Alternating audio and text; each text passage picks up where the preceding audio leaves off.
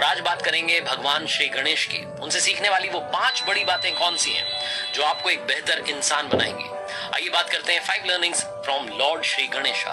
वैसे तो सीखने के लिए बहुत सारी बातें भगवान श्री गणेश से हैं, उनकी जिंदगी से, उनके जीवन से, लेकिन लर्निंग नंबर 1, सीखने वाली सबसे बड़ी बात, अगर आपने कोई टास्क अपने हाथ में लिया है, कोई काम आपने शुरू किया है, तो तब तक मत रुकिएगा जब तक कि आप मंजिल तक नहीं पहुंच जाते, जब तक कि वो टास्क जो है वो फिनिश नहीं हो जाता। एक कथा है कि महर्षि वेदव्यास जी ने जब महाभारत लिखना शुरू किया तो चाहते थे कि भगवान श्री गणेश उसे लिखें, और जो बात हुई वो ये हुई कि महर्षि वेदव्यास जो है वो एक के बाद एक श्लोक बोलते जाएंगे नॉन स्टॉप, बिना किसी पॉज के।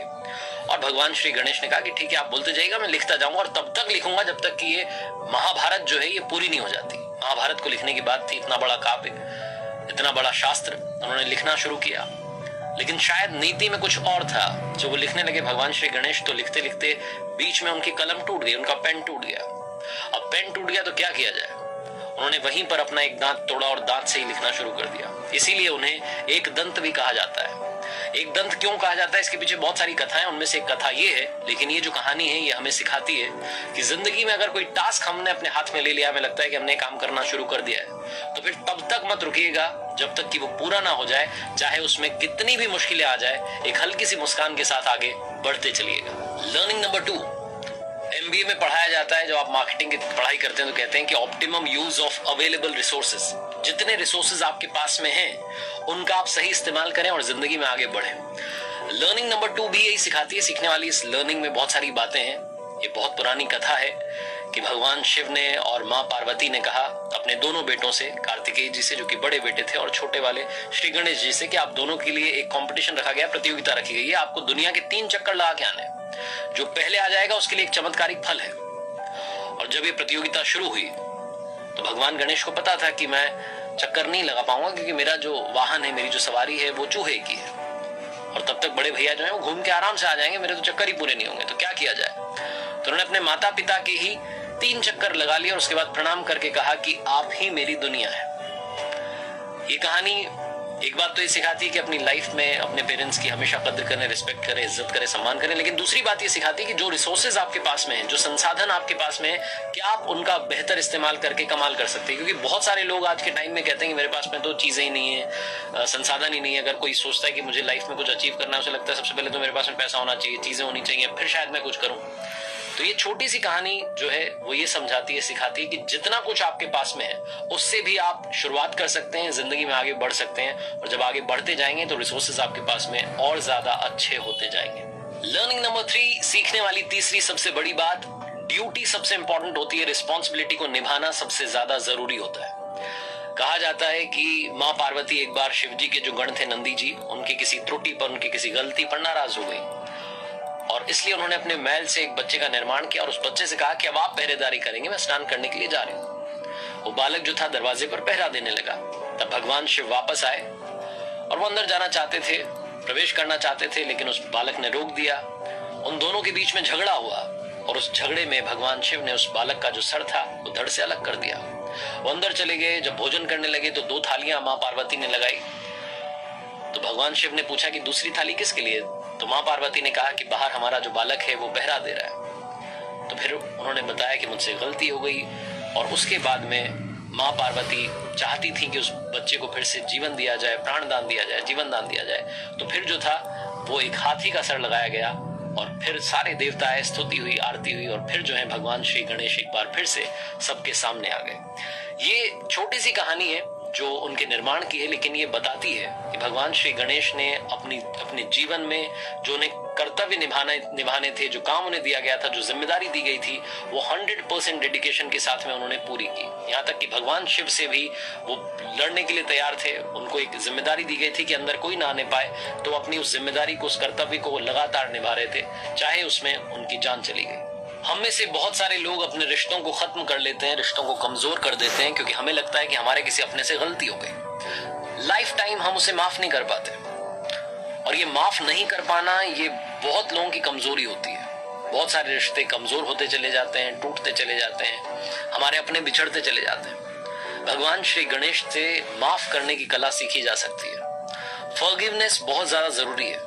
माफ करो, बातों को भूलो और आगे बढ़ जाओ। कहा जाता है कि भगवान श्री गणेश एक बार भोज के लिए गए, भोजन करने के लिए कहीं गए, उन्होंने ज्यादा भोजन कर लिया। स्वाद में जब बाहर निकले तो उनका पेट फूला हुआ था, ज्यादा खाने की वजह से, ज्यादा भोजन करने की वजह से। चंद्रमा मजाक उड़ाने लगा, और जब चांद ने मजाक उड़ाया चंद्रमा ने, तो भगवान श्री गणेश को गुस्सा आ गया। उन्होंने कह दिया कि अब से तू कभी नहीं दिखेगा, अदृश्य हो जाएगा, गायब हो जाएगा। चंद्रमा घबरा गया, माफी मांगने लगा कि मुझे माफ कर दीजिए, मुझसे गलती हो गई, मैं मजाक नहीं उड़ा रहा था, ऐसा ऐसा। भगवान श्री गणेश ने बड़ा दिल दिखाते हुए, बड़ा हृदय दिखाते हुए तुरंत माफ कर दिया और कहा कि देखो मैंने कह तो दिया कि अदृश्य हो जाएगा, तो महीने में एक दिन तो अदृश्य होना ही पड़ेगा। धीरे धीरे घटते घटते एक दिन ऐसा आएगा जब तुम नहीं दिखोगे, और वो रात अमावस्या की होती है जब चंद्रमा नहीं दिखाई देता है।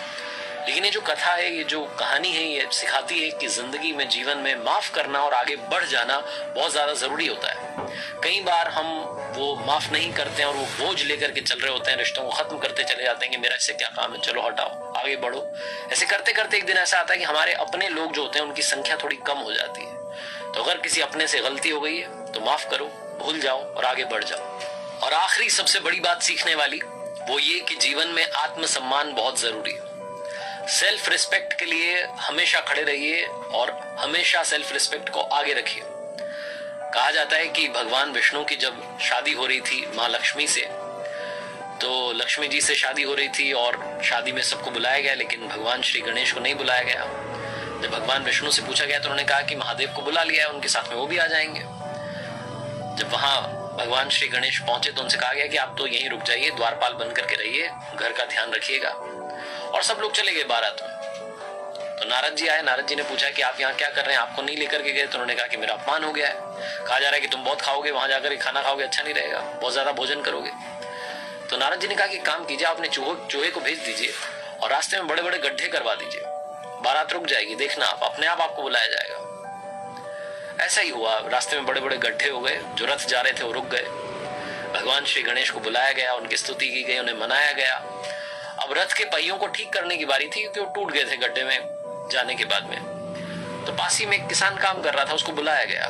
जब वो आया तो उसने श्री गणेशाय नमः कहकर के शुरुआत की और पहियों को ठीक कर दिया। और उसने कहा भी कि शायद आपने गणेश जी को याद नहीं किया होगा, इसीलिए ये हाल हुआ है। किसी भी शुभ कार्य की शुरुआत से पहले उन्हें जरूर याद कीजिए। और तब से ही जब भी किसी नए काम की शुरुआत की जाती है तो हमारे यहाँ भगवान श्री गणेश को याद किया जाता है। उनसे कहा जाता है कि आप आइए, आप पधारिए और इस कार्य को मंगल बनाइए। भगवान श्री गणेश के हर अंग का अपना महत्व है। जाते जाते गणपति गजानन भगवान के हर अंग की बात कर लेते हैं। उनके बड़े बड़े कान हमें सिखाते हैं कि जिंदगी में सबकी सुननी चाहिए, हमेशा अच्छा लिसनर बनना चाहिए। अच्छा सुनेंगे, ज्यादा सुनेंगे तो जिंदगी में अपना फैसला सोच समझ के ले पाएंगे। भगवान श्री गणेश का बड़ा सा पेट, उन्हें लंबोदर भी कहा जाता है, वो बड़ा सा पेट हमें सिखाता है कि जीवन में अच्छी बात हो, बुरी बात हो, पचा लेनी चाहिए, इधर की बात उधर नहीं करनी चाहिए। उनकी सूंड हमेशा हिलती डुलती रहती है, वो हमें एक्टिव रहने का संकेत देती है कि हमेशा लाइफ में एक्टिव रहिए, अपने गोल्स को लेकर, अपने ड्रीम्स को लेकर आगे बढ़ते रहिए। भगवान श्री गणेश की कृपा सभी पर बरसती रहे, ऐसी मंगल कामनाएं। तो बस यही कहूंगा, ऊपर वाले के आशीर्वाद के साथ, अपनी सच्ची मेहनत के साथ और अपनों के प्यार के साथ कर दिखाओ कुछ ऐसा कि दुनिया करना चाहे आपके जैसा।